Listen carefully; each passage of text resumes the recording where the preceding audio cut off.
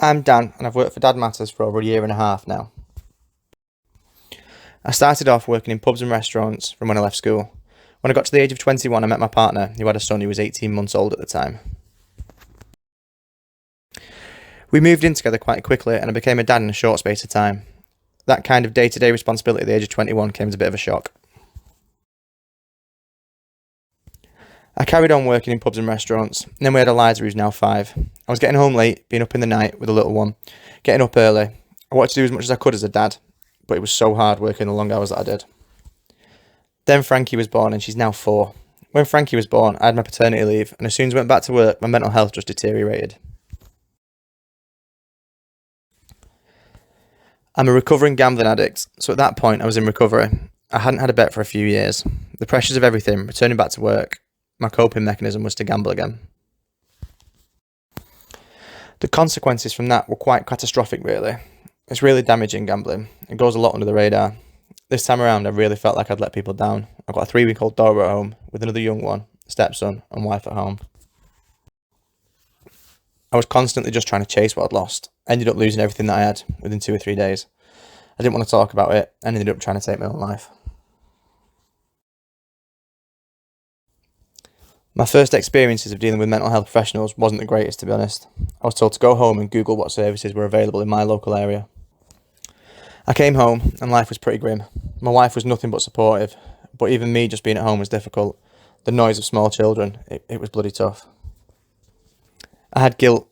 I thought it was such a burden. I should be there for my kids, and here I am trying to take my own life.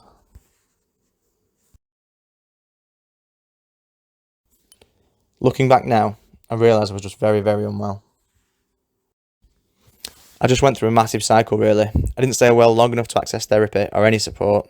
Every few months, I'd go back into crisis again, and medication just numbed me.